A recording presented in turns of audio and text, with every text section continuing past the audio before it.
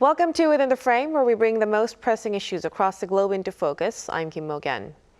The security landscape on the Korean Peninsula may be shifting once again. The latest ROK U.S. joint military exercise ended early after President Trump ordered it to be scaled back, fueling speculation that Washington may be trying to create room for renewed diplomacy with Pyongyang. President Trump has also said he received a response from Kim Jong Un and raised the possibility of meeting him before the end of the year. But North Korea is sending mixed signals by launching ballistic missiles and criticizing Washington and Seoul, all while describing the regime's respect for President Trump. So is another Trump-Kim summit really taking shape? And if so, what could it mean for North Korea's nuclear program and the ROK-U.S. alliance? For answers to this, we are joined by Sydney Seiler, a longtime Korea expert and former U.S. intelligence official, now serving as senior advisor with the Korea chair at the CSIS, one of Washington's leading foreign policy think tanks. A very big welcome. William, thank you so very much for the invitation. So, Mr. Seiler, let's start a discussion first with UFS. So this exercise, it ended early on August 21st after President Trump ordered it to be scaled down. Do you see this as an effort to reopen dialogue with Pyongyang or as a means to put some pressure on Seoul over issues like U.S.-bound investment and a possible deployment to the Strait of Hormuz? It's a great question, and everybody remembers the now well-known tweet where it opens ostensibly with an expression of frustration that we're still engaged in exercises that his potential dialogue partner, Kim Jong Un, expressed displeasure with back when they first met in Singapore, yet closed with that somewhat opportunistic slap in the face about ROK rejecting President Lee Jae-myung rejecting President Trump's request to help with Iran. I think Iran was an afterthought. I think the president throwing in there the quip about the U.S. paying too much for these expensive exercises is truly something that is on his mind, but it was not the main purpose of the tweet. The main purpose of the tweet appears to be taking advantage of the opportunity provided by the upcoming exercise by directing that future such exercises not take place and that we not threaten and intimidate a North Korea leadership under Kim Jong Un that has been so far from president's eyes restrained during his presidency. So it could be kind of a strategic messaging from U.S. on South Korea regarding the defense area. But when it comes to security, you've previously said the scaled down UFS is also not a catastrophe. Could you explain for us why you believe the alliance defense posture still remains quite strong and what military elements must be preserved right now? Well, I happened to serve as the lead analyst to U.S. Forces Korea back in 2017 and 2018, where we went through this period, particularly after the two leaders met in Singapore, where we had to figure out how to meet the president's direction that we reduce these exercises that are so displeasing to Kim Jong Un. And of course, as we did that, we in place of these big named exercises that we're all familiar with that take place primarily in the springtime period and then late summer, we replaced them with combined command post training events where some of the critical functions that you would expect to exercise in one of the big exercises could be replicated in a smaller setting, but still contribute to maintain readiness. So we had a few years where we did not conduct the exercise. It did in part lead to the strong demand signal once Yoon Suk-yeol became president and North Korea became more aggressive in its threats to South Korea. It raised the demand signal that, one, brought our focus back on extended deterrence with the nuclear consultative group and had us resuming these exercises. And so there's going to be periods where there's a desire to flex muscle, and that will be crucial to maintaining deterrence. But there will also be periods where we might want to show some restraint and create an atmosphere conducive to resumed engagement with North Korea. And I think the president wants to move things in that direction. So scaling back an exercise doesn't necessarily mean a weakening alliance. Now, if we turn to Washington's North Korea policy, President Trump publicly cited a figure of 57 nuclear weapons while avoiding a question on whether denuclearization is still the goal. Do you think U.S. policy shift could happen when it comes to effectively accepting North Korea as a nuclear-armed state? When I hear this question, and it's a good question, I'm inclined to think that, we already have been dealing with the reality of North Korea possessing nuclear weapons, particularly not so much immediate in the aftermath of the first nuclear test going back to 2006, but certainly once North Korea pivots to the Pyongyang line, the emphasis on nuclear development together with economic development. They neglected the latter, pursued the former, aggressively fits of demonstration where we see a lot, some periods where we don't. But since 2013, North Korea's nuclear weapons status has been, nuclear weapons possession has been clearly evident. So to deny that North Korea has nuclear weapons is just denying reality. Acknowledging North Korea as a nuclear force, there's no special nature to the term nuclear force as there is with a nuclear weapon state, according to the NPT. There's nothing really particularly lost to say that we are still focused on denuclearization of the Korean Peninsula. But let's face it, North Korea has weapons. My people told me today, according to President Trump, that they have 57. This is why this is such a dangerous threat to us. And this is why we need to begin to take action. I don't think it's really the significance of this is not that suddenly the U.S. is acknowledging that North Korea has nuclear weapons. That's been in place for a long time. But that the president may be floating things over which we could discuss. 57, would freezing 57 be a good thing? Would reducing it to 20 be better? Would making sure it doesn't grow at an unacceptable pace be a goal as well? It starts a discussion over something that many people have been talking for some time now. If we talk to North Korea within the context of advancing peace and trying to pursue something similar to arms control, on what could we focus and achieve some success in reducing threat? So that seems like a very big fundamental change when it comes to accepting North Korea as a nuclear state. But going back to the possibility of dialogue, President Trump said that he received a response from Kim Jong Un and has also raised the possibility of a meeting possibly this year. So based on your experience at the National Intelligence Council, do you see any signs of meaningful communication for working level dialogue? No. Yet at the same time, what's clear is that the president is pivoting to focus on this issue even more. I don't think the standoff in talks with North Korea is because it has not been a priority for President Trump. But clearly, President Trump is signaling the importance of having some type of dialogue with North Korea, advancing peace on the peninsula in the region, reducing the threat posed by this growing nuclear arsenal.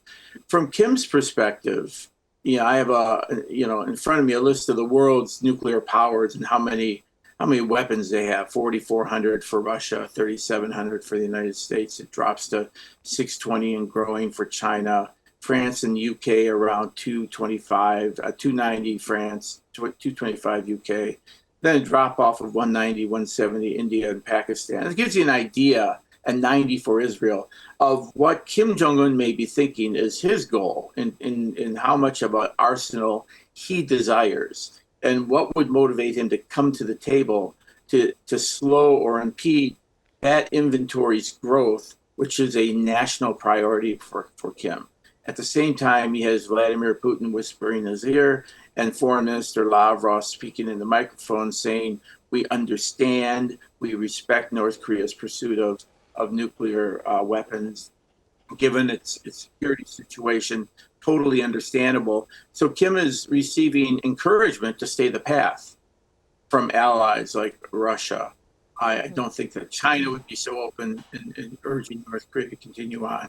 But North Korea has no compelling reason to sit down with the United States at this time to enter into any type of dialogue that would be substantively meaningful in reducing the threat from North Korea. That said, I would not be surprised if I logged in after our conversation today and see some type of announcement that the two leaders will meet, because we have two leaders here who have demonstrated a unique approach to diplomacy that welcomes having this dialogue, even if it doesn't particularly go anywhere real fast.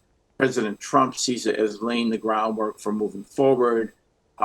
Kim Jong Un may see some tactical advantages. But all the indications, all that aside, all the indications we have right now is that Kim Jong Un is not preparing for dialogue. And the Kim Yo-jong statement, which denied getting any type of message from the United States and denied any, change in the status quo, is simply designed to leave the door open for something down the road.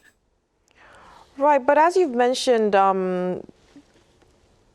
we aren't quite sure right now, but you wouldn't be really surprised if North Korea and the U.S. would go back to dialogue. Then what kind of signals do you think are coming from North Korea, even after the U.S. scaled down President Trump's public offer of a summit? North Korea launched a ballistic missile, but then they said they sent some respect for Washington as well. What are they trying to say? So, the short-range ballistic missile launches are an interesting thing to point out. As we know, North Korea launches missiles both in the R&D phase, and once these missiles have reached a certain level of performance, are deployed to the force trains with them. So a launch can be part of training, a launch can be part of research and development. Over the history of the armistice period with North Korea, we've had our military exercises. We train, North Korea trains. The million-man Korean People's Army is out there training in a much more opaque way, not with the transparency that the United States ROK exercises have, but they're out there training, and we're out there training. And North Korea's logic, to some degree, is a need to message that no matter how good the U.S. ROK alliance trains and is capable of executing its war plans, we've got all these missiles and watch how they work. All right, so part of it was probably pre-planned. This will be our response to the U.S. ROK summer exercises, and not necessarily a way to immediately respond to the U.S. offer. Kim Jong Un didn't turn to his leader and say, "Hey, I just read on Truth Social that the president wants to talk, launch a bunch of missiles, so we'll give him that answer." I don't think that was the context in which North Korea intended it, but the missile launches are a reminder that if we sit at the table negotiating with North Korea, they will assert this as their sovereign right. You test, we test. You launch, we launch. You train, we train. So it could be a response regarding the drills.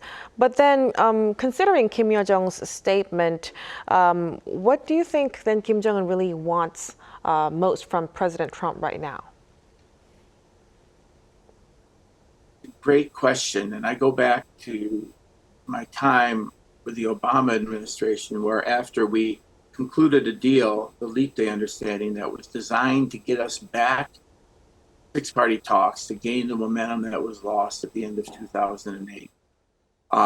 North Korea in 2012 conducted another Taepodong launch. It derailed the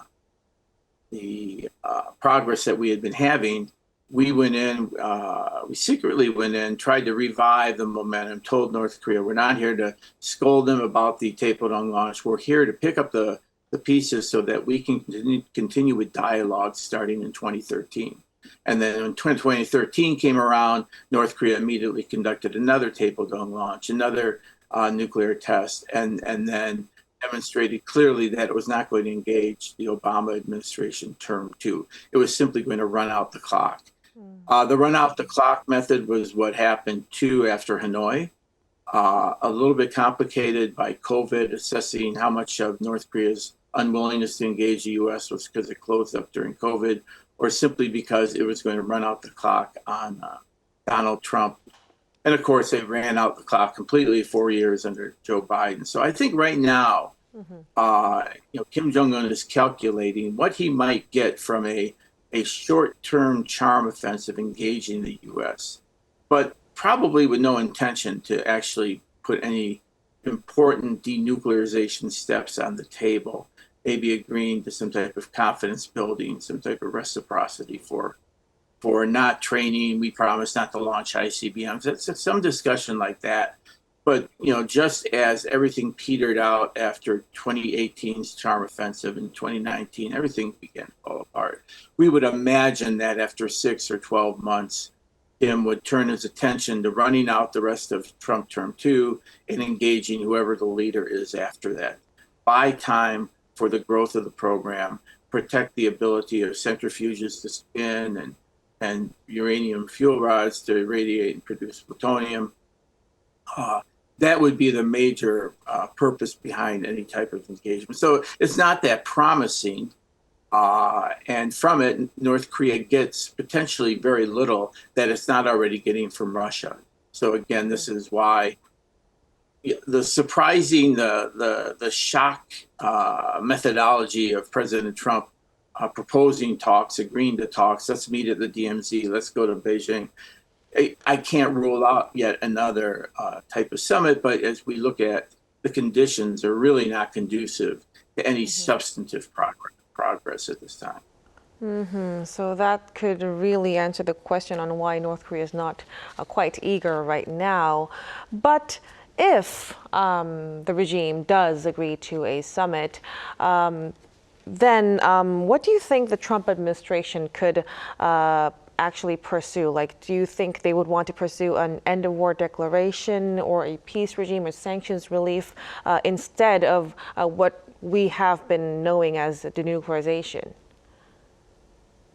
Right. When it comes to end of war declaration or peace declaration, the challenge with those that we particularly found out very vividly towards the end of the Moon Jae-in administration, with President Moon aggressively pursued it. The reason why it went nowhere is that, practically speaking, end of war declaration and peace treaty at best have very little impact on the situation on the ground. We have had an armistice. It's worked for several decades. There's relative peace on the peninsula. Look at how the Republic of Korea has grown and thrived over the years. There's not an urgent demand signal for a peace treaty or an end of war declaration. Those have been more ROK political objectives within the foreign policy, North Korea policy parameters for both the Moon administration and now the Lee Jae-myung administration. Indeed, there are ways in which, not done correctly, a peace treaty or end of war declaration worsen South Korea's security posture, in that they erode our deterrence, our major deterrence.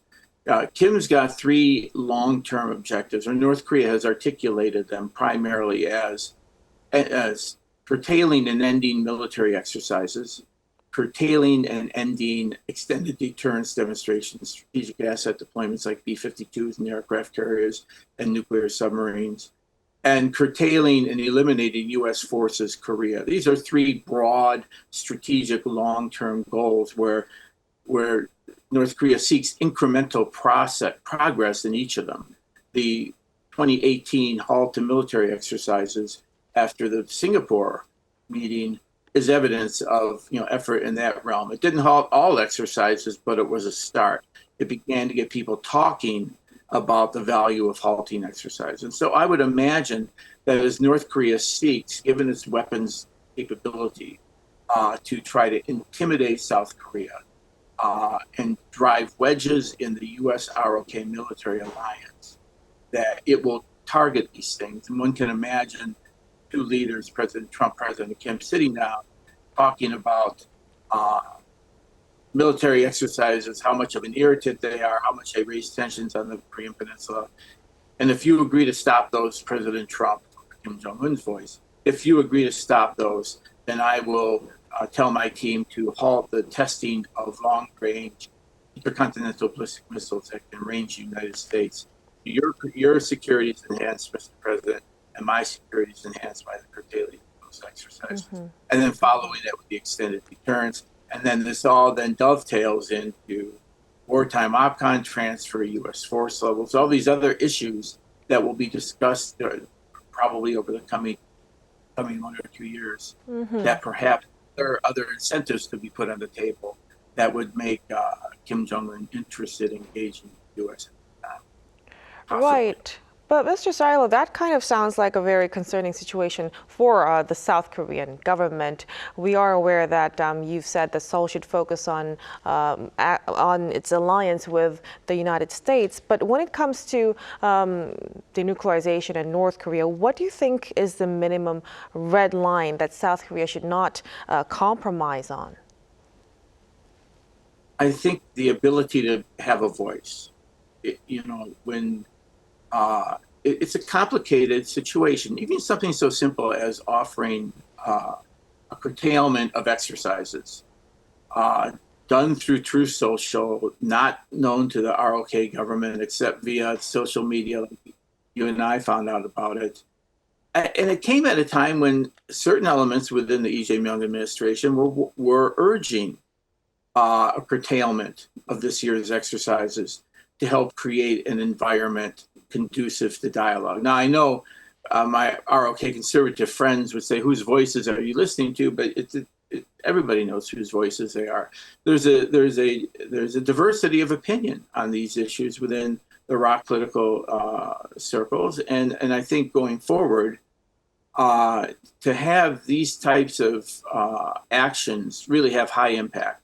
If you want to have a curtailment of exercise, send a strong message to Pyongyang, let's do it with one voice between Seoul and Washington, and not do it in a way that looks like the left hand is not knowing what the right hand is doing. It's going to be, we need to demonstrate repeatedly that we are reading from the same sheet of music. And this has been a period over the last several months where that has become a bit problematic in the alliance. And so I think it's time that the two sides help realign on these key issues, because that will be the ultimate deterrence. When Pyongyang looks at the peninsula and sees the U.S. and ROK strongly and seamlessly working together, that is what deters them in the long run to try and take. Right, a very important point to conclude our discussion tonight. So whatever comes next, Seoul will have to really balance renewed diplomacy and a strong alliance with its own security interests as well. Mr. Seiler, thank you so much for joining me this evening and sharing your insights with us. Thank you so very much, Hogan, for the invitation. And that'll be all from us on Within the Frame tonight. Be sure to tune in again next time as we continue to explore the stories that matter. Till then, stay informed and engaged.